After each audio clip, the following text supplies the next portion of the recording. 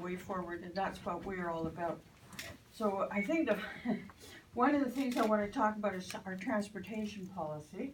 Since, just so you know, I left Toronto at 2:45, and it's now after 6. Oh. Wow. So, yeah, it's pretty bad. Well, you probably know that. I'm sure you do that trip yourself. So what we're all about is putting people and nature before profit. And there are really three sort of key areas that we want to talk about that we think are important in this election.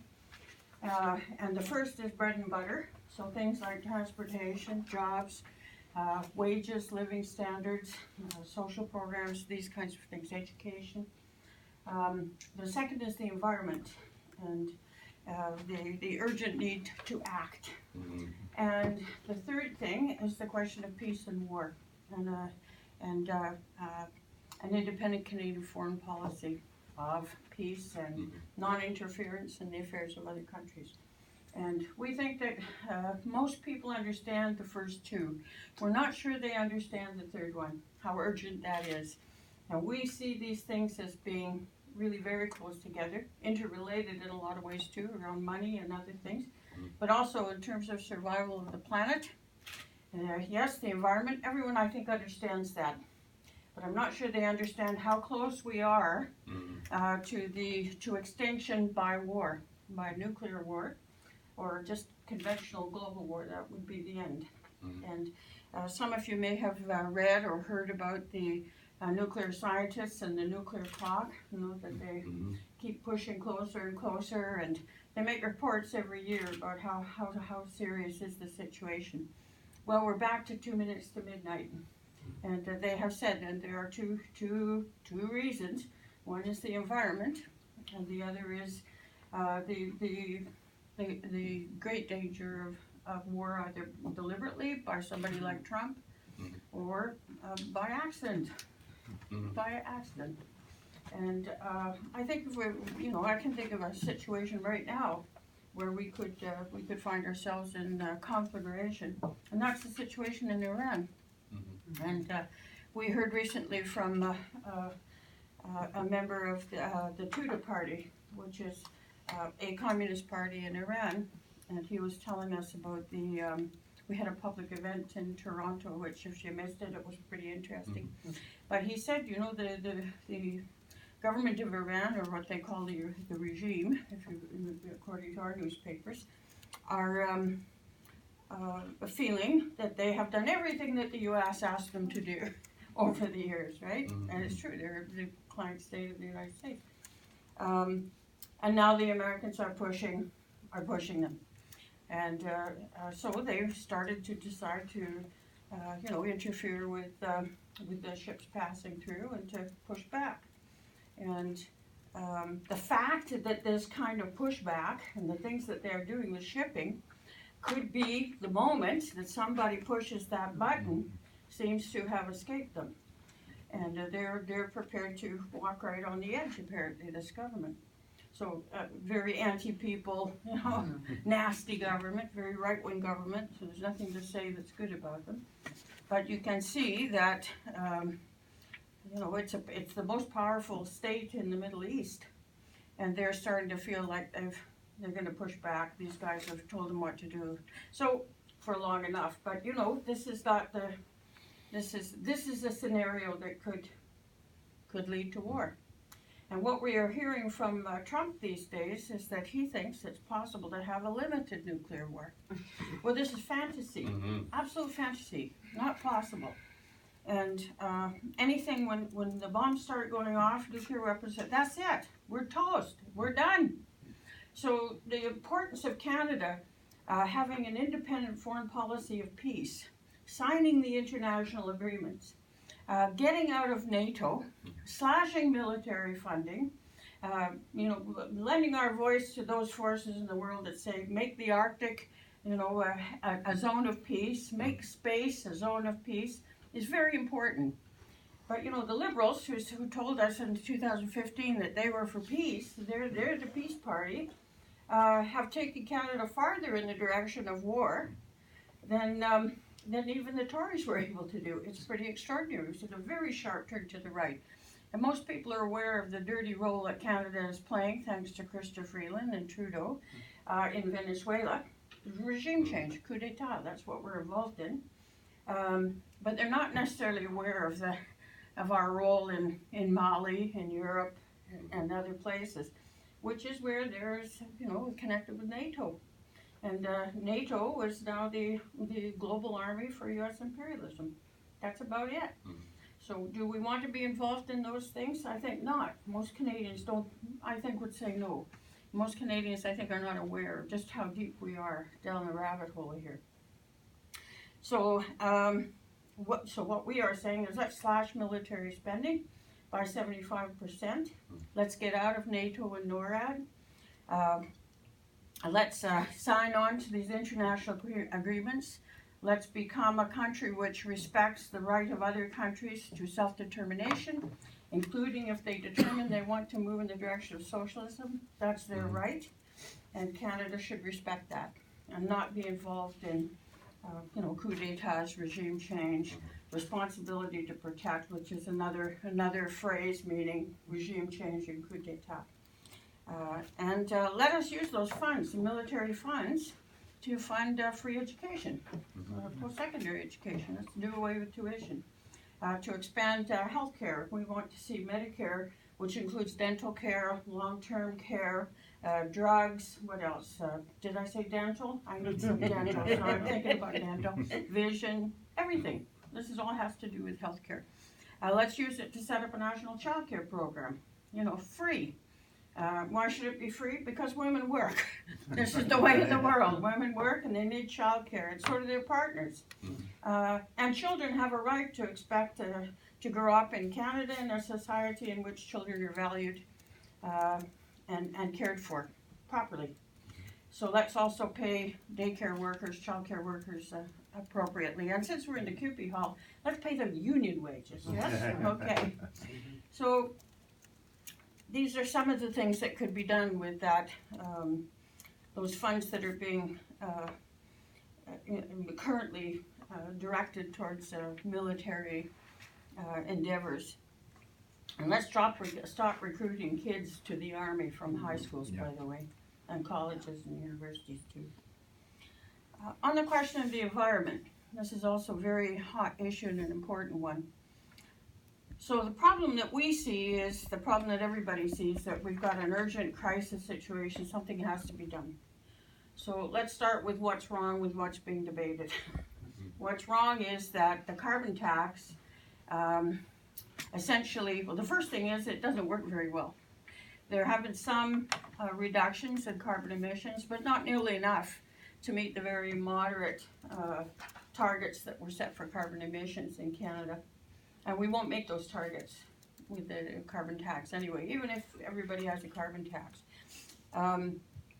What's required is a 50% reduction by 2030, which is, 11 years away, 10 years away, and a complete elimination of new emissions by 2050. That's the only way to save the situation. So what's wrong with the carbon tax? Apart from it being doesn't work, but that's pretty good by itself, by the way. But it also turns carbon into a commodity, which you can buy and sell and trade. And so corporations are very happy to use these carbon credits, and they can just carry on. It's just, like a tax. It's a cost of doing business. And furthermore, they're going to download it onto you and me sooner or later. Not yet, because the government's still trying to sell it, and there's an election. But sooner or later, you're going to see it in the price of gasoline. You're going to see it in the price of, all the things that people need in order to live. And we don't think that's a good idea to download these costs. It's not working people who create carbon emissions. It's big corporations, and you may be surprised to know the military has a huge carbon footprint. So, and this is who should pay for the reductions. So what we are proposing is not a carbon tax, but we think the urgency of the situation requires really decisive action. So our decisive action is we should nationalize energy and national resources. And this would get the big corporations out of the way. It would put the development of energy and natural resources into the public arena, so the public would decide through elected governments and etc. how and when and if to develop resources and in whose interests. And it would enable a government to pass legislation to cut carbon emissions in half by 2030 with some expectation that actually it will happen. Because if you own the resources, you can make those decisions and carry them out. But we know that the energy industry and these big corporations, Exxon, Imperial Oil, all the rest of them, they're like the cigarette companies. You know, they'll say, well, first of all, they'll say it's all a lie, it's fiction, right? And they've been telling us that for quite a long time. Most people know that this is not fiction anymore, but they'll find ways to, you know, which is what they're already doing with the carbon tax where it has been imposed. So let's move them off the stage. That also opens up the question of, well, what about the pipelines then?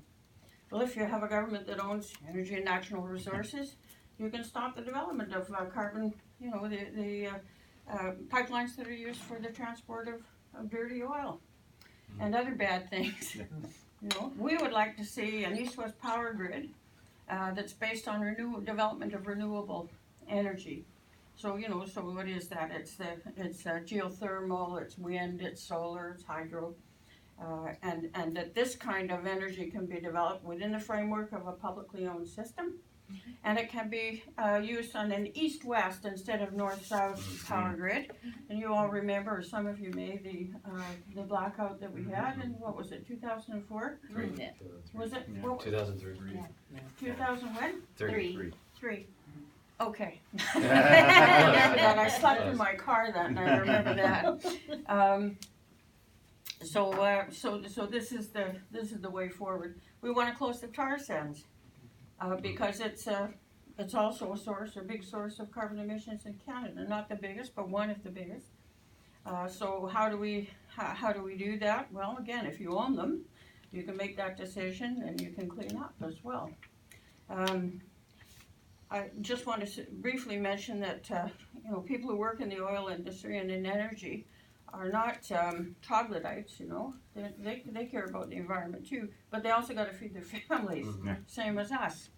So the solution there, we think, is for the government to guarantee jobs in the renewable sector or in other sectors, in manufacturing, for example. And then people won't be so, you know, tied to the energy industry. They're not tied to, what they're tied to is a job. They can put bread and butter, you know, on the table for their kids. And so that's the way to do it.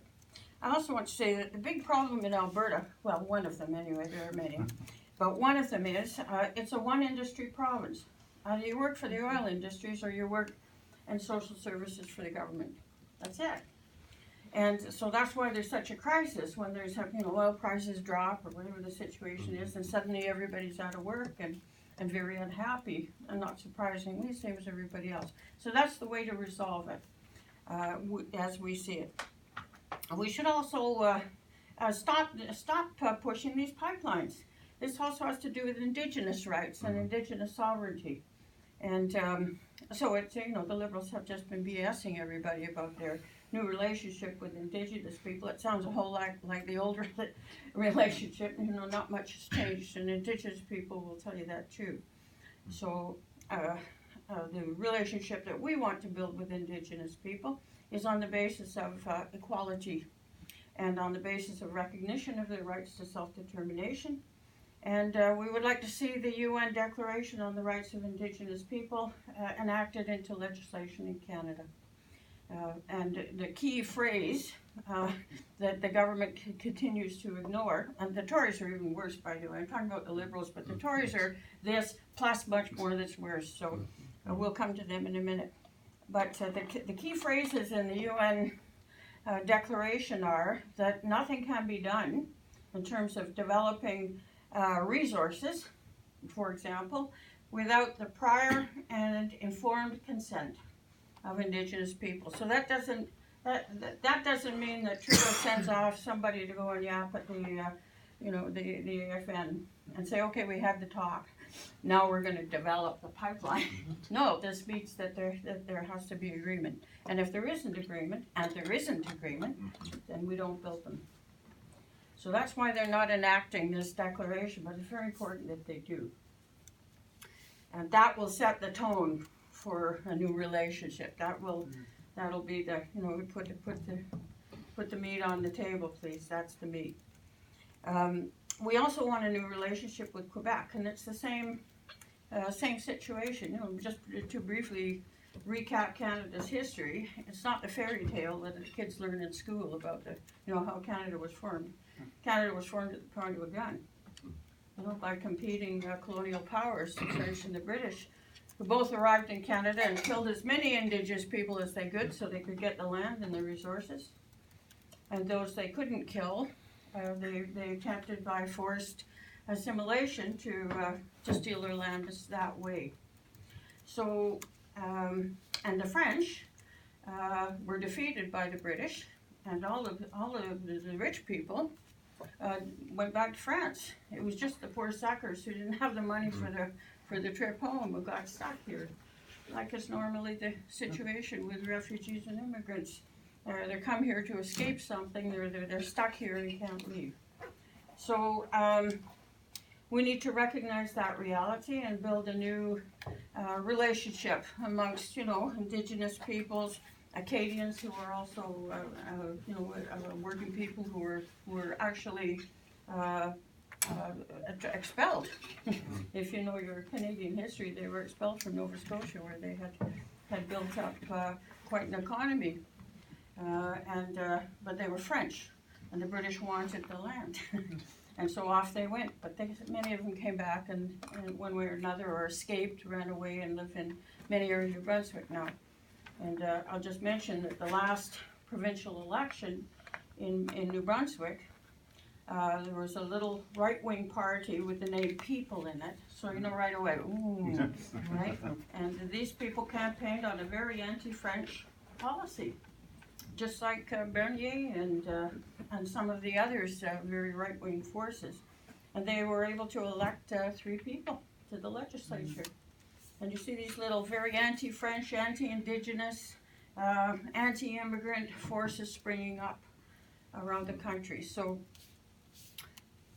just to go back to the partnership that we want to establish, so it should include the Acadians, Quebecers, Indigenous people, English-speaking Canadians, and we need a new constitution that recognizes the equality of all of these nations within Canada, recognizes the right of each to self-determination, including the right to depart, to exit, to secession if they so choose. And maybe just a word about that. So people say, well, if you want everybody to leave, how can you say you're for Canada? People do say that, especially if you're in Alberta. And the answer is, think of it like marriage. Women have, all over the world, have campaigned for the right to divorce. And most people understand that. You need the right to divorce if you're going to stay married. Unless you're in some really, well, idyllic relationship. But if you can't divorce, you're in an unequal partnership. And it's usually the women who are the ones who are the unequal part of the deal. If you have the right to divorce, it doesn't mean you're good at divorce. It means you got the leverage to change the rules. You got the leverage to develop a more equal partnership, and if you can't do it, you can leave, right? So the same thing for Canada. We want Quebec, for example, or Indigenous peoples to have the right to leave if they want to set up their own governments. We don't think that's a good idea. We think we'd be better off altogether, working together in a new arrangement. And the reason we don't think it would be a good idea is because we look south. Mm-hmm. And we know that the U.S. imperialism would be very happy if Canada split up, and they would try and gobble everybody up. So nobody would be, in a better situation. It's better for us, we think, for all of us, to develop a new arrangement, which is equal, which is voluntary, and which is going to work. A word about bread and butter issues, which are top of mind for a great many people. There was a poll that was done last winter, you may have seen it in the newspapers, saying that half of the people who were surveyed said they were $200 away from disaster at the end of every month. So if that's half of those pulled, how many are $300 away from disaster, or $400? You know, when you think about it, 300, 400, 200, whatever. So this means that if something goes wrong with your car, you're in trouble, right? That's where you can't manage. If your fridge breaks down, if your kids decide they want to go to university, God forbid, that's more than $200 a month. You know, that it just means none of these things work for you. And that's quite something, saying that half of the population is in that situation, or very close to half. If you look at the unemployment rate, well, they say it's 5 point something, I forget what it is, but it's very low. Not as low as it was when I was in university. It was 3%. We were outraged by that. But let's look at this 5.7%. The truth of the matter is that there are 2 million people in this country who are out of work or who are underemployed, who are looking for a full-time permanent job that can pay their rent and feed the kids. So the figure of 5 point whatever it is meaningless, because people are not, it's a gig economy, right? Yeah, it's a precarious work. And people are, I was listening to the news as I was doing 16 kilometers an hour down here. And they were saying that that people who have gig jobs can be in terrible shape. What happens if they get sick? They don't have any medical coverage, and suddenly they could, if they can get evicted. Disaster is just a month away for so many people. So this has got to be addressed. So we need to raise wages. We need to raise living standards. And the right way to start is with a $20 minimum wage. And so how do we get to 20? Well, at the time we decided that 20 was the right number. It may not be higher, actually, but at that time you needed $20 an hour just to be able to pay the rent, not buy a house in Toronto. And now you can't do it for $20 an hour. So it's got to be at least $20 an hour, and it should be what's the word? There should be, help me out here. It should be, you guys are all unionists, I know that. Pardon? Cost of life adjusted? Yes, that's right. COLA, thank you. Yeah, it has to rise with the cost of living. COLA. So, so that it's still worth $20. And as I say, I think prices are rising higher, and rents and everything else than wages are. So probably, even if it was adjusted, it probably won't be enough, for very long. But anyway, it's a good start. And if we also eliminated taxes on incomes under $40,000, that would give people a bit more money and enable them to do a little bit more than just go to work and come home every day. If we also had, as I mentioned earlier, a free post-secondary education and paid student stipends while they're at school, so they can live, If their textbooks were also free, by the way, I know this is a big deal for students. If we had free childcare, for the reasons I gave earlier, this would also give people much more, spending power, and would be able to raise their living standards. If they didn't have to pay for dental care because it was part of Medicare. If we had long-term care for seniors, for example, or people who are very ill and needed it, and we didn't have to, clean out their kids' bank accounts in order for them to have a decent place to live and the care that they need when they're elderly, well, this would be a better life for people all around. I also want to say that, we want some specific things as well. We want to put price controls on foods, essential foods in northern and remote communities. And if you've seen the CBC, you know that they're paying through the roof for things that are just essentials. And so something should be done about that, and Canadian government could do that. We want to, in addition to developing a new relationship with Indigenous peoples, we have a responsibility as a society to immediately address the impoverished situation on and off reserves for Indigenous peoples. We need the government to drop its lawsuit, its appeal of court decisions that the Canadian government is guilty of underfunding Indigenous children's education and healthcare and social services. Has been for years, and continues to do so. So it kind of puts the lie to what Trudeau was saying about, what a nice guy and so forth. What else can I say? Well, I mentioned that a source of income for these programs, because they always say, well, how are you going to pay for that? So the military budget is one, but taxation is another one. We need a progressive system of taxation in Canada. So that's how we would be able to eliminate taxes on incomes under $40,000, for example. But it also means we really need to beef up corporate taxes. And there's so much BS about corporate taxation in this country, so I'm just going to take a moment to give you some ammunition when this next comes up.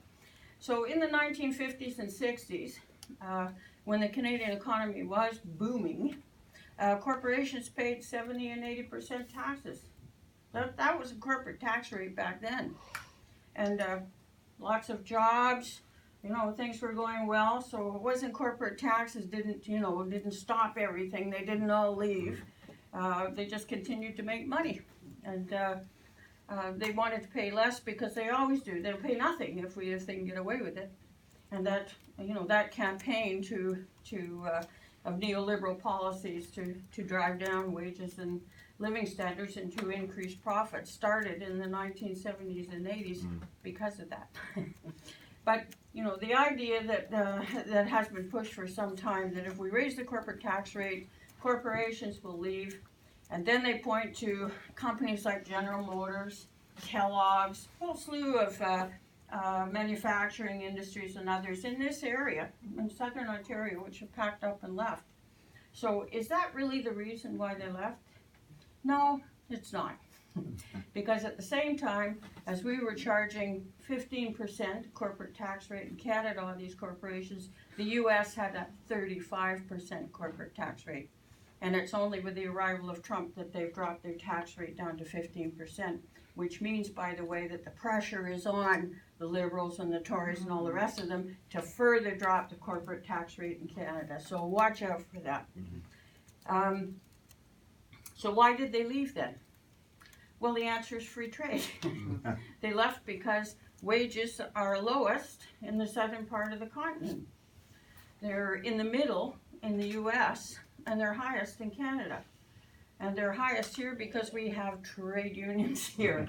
About a third of the working population belong to a union. And that is what has kept the wages at the rate that they are for unionized workers, not for people in the gig economy or people who've been thrown out of their good jobs, and more are coming because of AI and the tech change in general. And their idea is embrace all this, get rid of the unions, drive down wages. That's the story. That's not what they're telling you in the election that they're after, but that's what they're after, right? What else could it be? So, so the solution, get out of these trade deals, which allow these corporations to just, to move all over the continent. And where are they going to move? The cheapest areas where there are wages. Well, yesterday I was in Oshawa. We were talking to auto workers there who are about to lose their jobs in a couple of months. And because of the big strike in the U.S. of auto workers, 1,200 of them just got laid off, so Merry Christmas, they make, auto workers in Canada on the assembly lines make about $30 an hour. In the U.S. they make about 16, and in Mexico they make 3. So they make 1/10 of what workers here. So what they are essentially saying, these big corporations, is we can make a lot more money in Mexico, paying a tenth of what we pay here, and so either you guys lower your wages and get rid of your unions, or we're out. So Canadians need to say, no thanks, you're out, but you leave your plant and your equipment here, we take it over, and we build a Canadian car that's electric, we build buses, we build subways, we build interurban transit, we build rail. We don't need you, corporate welfare bumps. There you go. There's an NDP slogan from the past. But you know, it was a good one. They should have stuck with it. They should have stuck with their pro-worker policies from those days, which we don't hear much about now. In any event, so that, you know, our view is, all right, we need to build up the Canadian economy in the interests of Canada and the people who live and work here, not corporations that want to make money here. That's really, so that means curbing corporate power. So that means we need things like plant closure legislation that make it illegal for them to just up and go. And we need to get out of these trade deals, which enable them to, you know, move capital all over and set up these supranational corporate deals. Just a word here about SNC-Lavalin.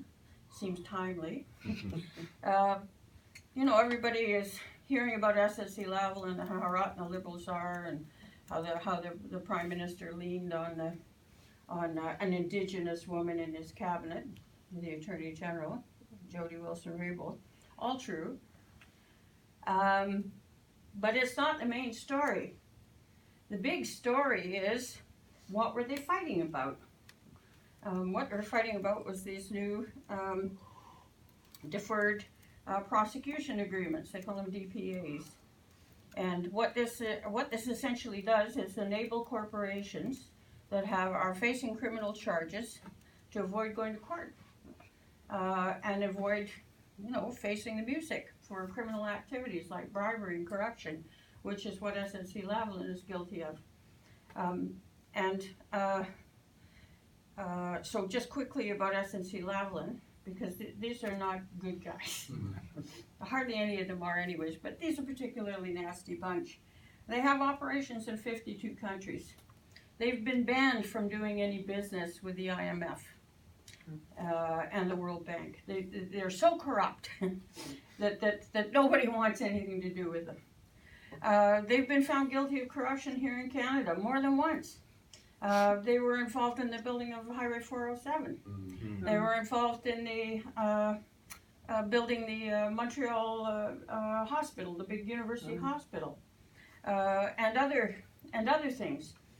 They made all kinds of, and were found guilty in courts and had to pay fines and face the music. Not a lot of music, but some publicity anyway.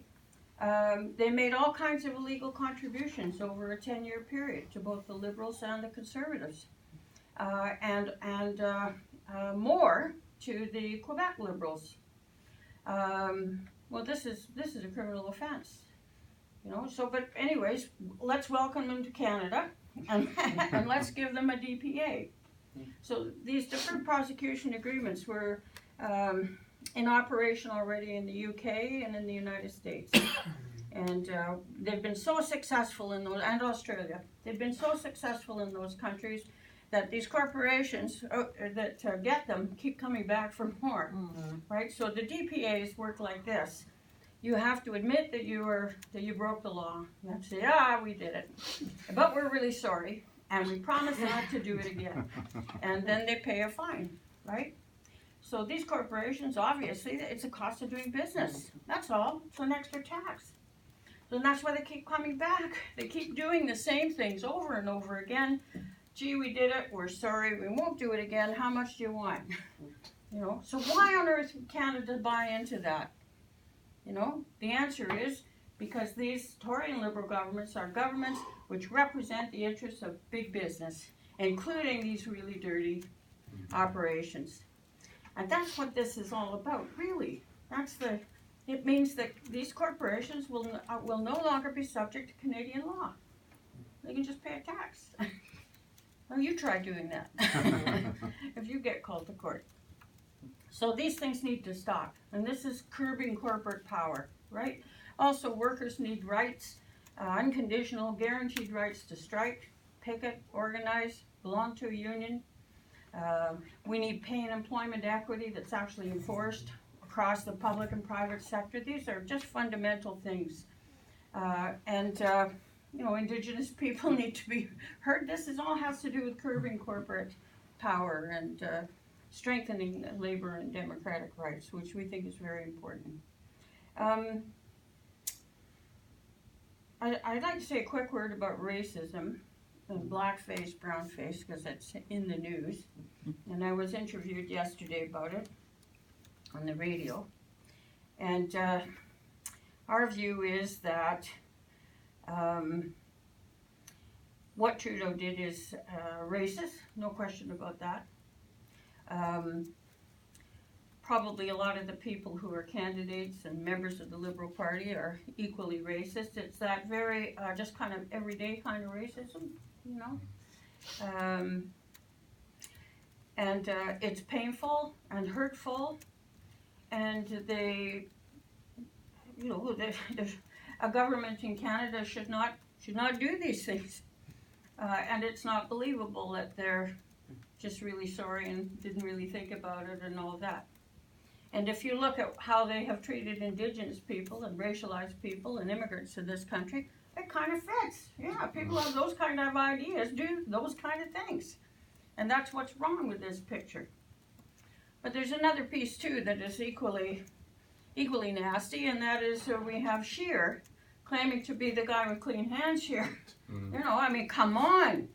These guys are the ones with the links to the white supremacist, racist, neo-Nazi, anti-Semitic, anti-Islamic. You know, what are their names now? Faith Goldie, Charles McVeety, you know, the guy who wound everybody up over abortion rights and sex education in Ontario schools. The Soldiers of Odin. This what's his name? Ford, how could I forget that name? Has been photographed with Faith Goldie, right? Yeah. And he said, well, he didn't know who she was. Well, she was actually wearing this T-shirt that said Faith Goldie, right? So, I wouldn't know, don't believe you. And Scheer has also been photographed with the Soldiers of Odin. And so has, what's his name in Alberta? The new Premier of Alberta, Tory Premier of Alberta. Jason Kenney, thank you. My memory fails me, I'm getting old here. So this is, you know, what is, with the exception of the statements of Jagmeet Singh, which I think were first of all honest and were genuine and you know, reflect the reality of the situation in Canada. These parties are pretty racist, and the policies, more to the point, the policies that they are advancing are very racist. You know, who is it? Who's that? Was Bernier, which is just a split off from the Conservative Party, which had these big billboards, which said, you know, stop mass immigration, vote for Bernier, big picture Bernier, you know. Well, there is no mass immigration. In fact, it's pretty restricted. We would like to see it opened up. Somebody's got to pay for pensions. For, you know, we have a very small workforce in this country, and an aging one. And this is a country of immigrants, for God's sake. With the exception of Indigenous peoples, we're all immigrants. Just which generation did your folks arrive? You know. So I think it's disingenuous, but it's racist as well. These kind of not just comments, but the policies, and that's what's dangerous. And we should eradicate this. We should open the door to immigrants and refugees. It's our responsibility. People are dying because they can't, you know, they're trying to escape war, and they're trying to escape, you know, terrible conditions. So what do we got? Just so, yeah, another thing I should have said in that is we've got a government which has said zip about the concentration camps being set up on the U.S. border with Mexico. We have nothing to say about that. Extraordinary, eh? Really extraordinary. So we're in dangerous times here. That's what we're facing, dangerous times with this. And we think that, you know, we think that, so the anti-racist policies which we advocate, let me just say that, have to do with civilian controls over police, holding police accountable for you know, attacks on individuals, for things I forget what they call it, where they take Indigenous people out in the edge of town. What is it? Starlight tours. Thank you. Read it in the papers the other day. So yes, as they call it that, but they've been doing it for a very long time. People die. How about the highway where Indigenous people disappear, Indigenous women in the first place? And all of this is laid out in the report of the inquiry into murdered and missing Indigenous women and girls, and then the Truth and Reconciliation Committee. So it's not like they don't know, right? No. It's all there. So the recommendations in these reports have to be enacted. We have to do something about discrimination in housing and employment against racialized peoples. You want to rent an apartment? Sure, come and look. Oh, sorry, it's rented. Because, you know why? Because you're the wrong color, or because you have a turban, or because you're Indigenous, or whatever it is. So these things have to be dealt with. We also need, we have hate speech laws in Canada, but they're hardly ever enforced. And how do we know that? Because we hear hate speech all the time and nobody does anything about it. Very rarely, including this time from an election platform. There's Bernier who's spouting this stuff. And a whole bunch of Tory candidates and some Liberals too. Right? All this stuff about getting these people out of the way because they're embarrassing. And we also want to see hate groups like the Soldiers of Odin, the Ku Klux Klan, and others. The Proud Boys, there's a long list of them now. They should be designated as criminal organizations and made illegal. And, you know, there was a big fight over this. How do we deal with gangs in Canada? They were thinking about, you know, the Cosa Nostra and stuff like that.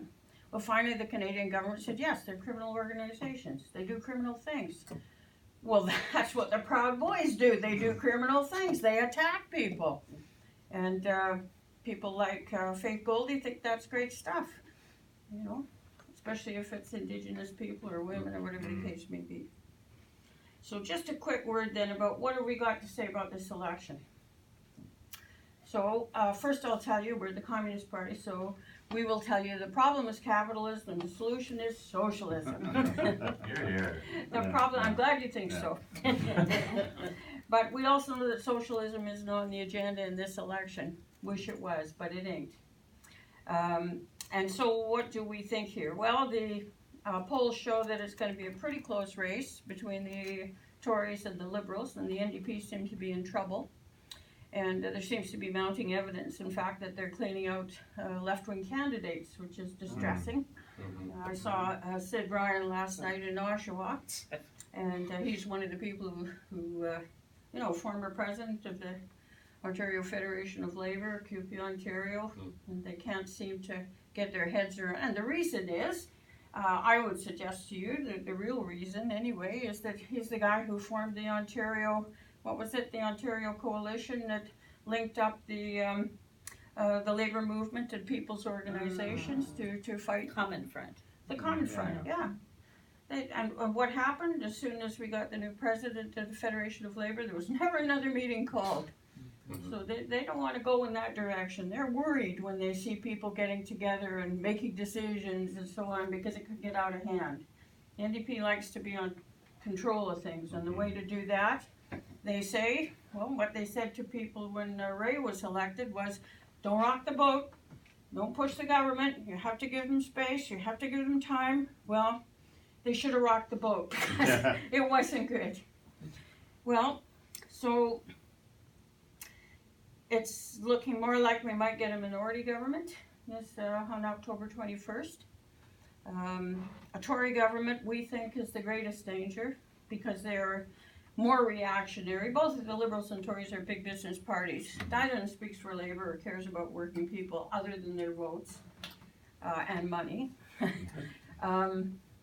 So there's not going to be a solution with either of them. So we think the best thing that can happen in this election is not to let either of them have a majority government, because if they get a majority, they can implement their agenda. And in the case of the Tories, I'd suggest to you that it's very much like the Ontario election. They haven't told us their real agenda. We'll find out when they start legislating, you know, right-to-work laws and things like that in Canada. So if we deny them a majority, both of them, then the public will have a lot more leverage, right? And if we also elect a large progressive large progressive bloc, a progressive bloc that would include communists, we're running 30. And if we elected all 30, if we elected even one, it wouldn't be the same, you know, parliament. And we could start to agitate for implementation of important parts of the people's agenda, which is what this is, that would make a difference in people's lives. One of the things that we do that none of the rest of them do anymore is to, well, when I was elected to the school board, I can tell you that I made great speeches to the school board and not a goddamn thing changed. It was a great shock, I have to say. Well, not entirely, but, you know. So if you want to get something passed, you go get your constituents and you bring them out. And that's what we got to do. You know, we all know that the problems we're facing today, most of them are still going to be here October 22nd. I'd say all of them, and maybe more depending who forms the government. So we got to bring the people out.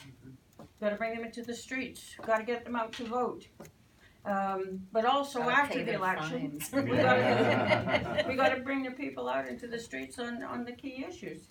That's the only way we're going to, you know, they never gave us a goddamn thing in this country. Working people had to fight for everything we got. And nothing's changed in that regard either.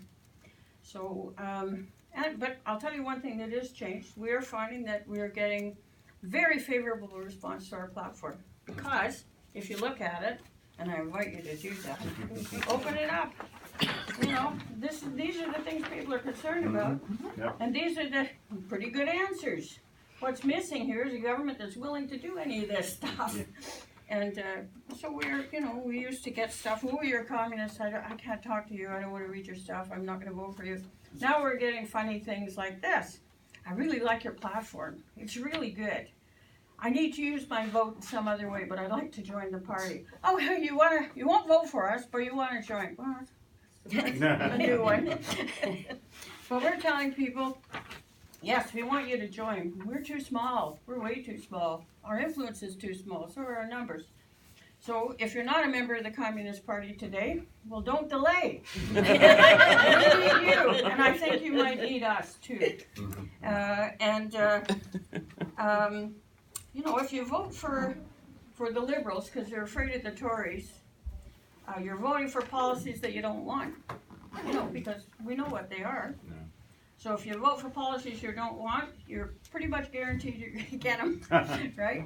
But if you vote for something you do want, you know, you might not get them today, but we need to build a movement there that we can campaign for these in elections, and we're still going to be fighting for them after the election, so we're going to get them. Sooner is better. I'd like to see some of this stuff before I, you know, hit the brakes here. Most people can't afford not to. It's urgent. It's not sort of optional. Wouldn't it be nice? People need this stuff. A vote for the Communist Party is also a vote that is really noted by people who are busy in corporate think tanks. And why are they thinking about us? We're so small after all. So these are the people who read the polls.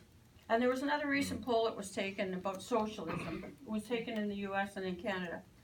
And I suppose in the US, thanks to Bernie Sanders and so on, socialism is, you know, people are a lot more interested. And there was a big increase in the number of people who were interested in socialism.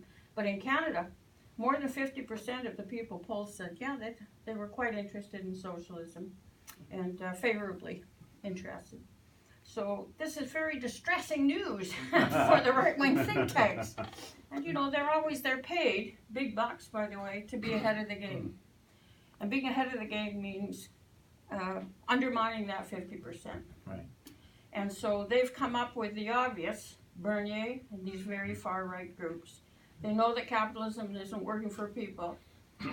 It's not like before, well, it's an interesting idea, but my life's okay. My life ain't okay now for a lot of people. And they are looking beyond. So they want to make sure they don't look at socialism. They look at these other right, on the far right.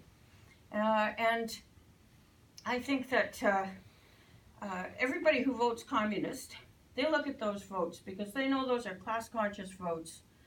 They're not just, maybe, you know, they're people who know who they are. They're part of the working class. This is a struggle for working people. And our objective, socialism, is simply this. We want working people in the driver's seat in this country to make the fundamental decisions about what kind of country we're going to live in, how people are going to live, what's important, and not have to deal with corporations whose only interest is profit, exploitation, and off you go. So I think pretty easy choice here. I invite you all to consider voting for Juanita. I mean, I'd vote for her if I were you. She's got a pretty good record here. And if you've ever thought about joining the Communist Party, or just planted in your mind, please give us some serious thought. Thank you. Thank you.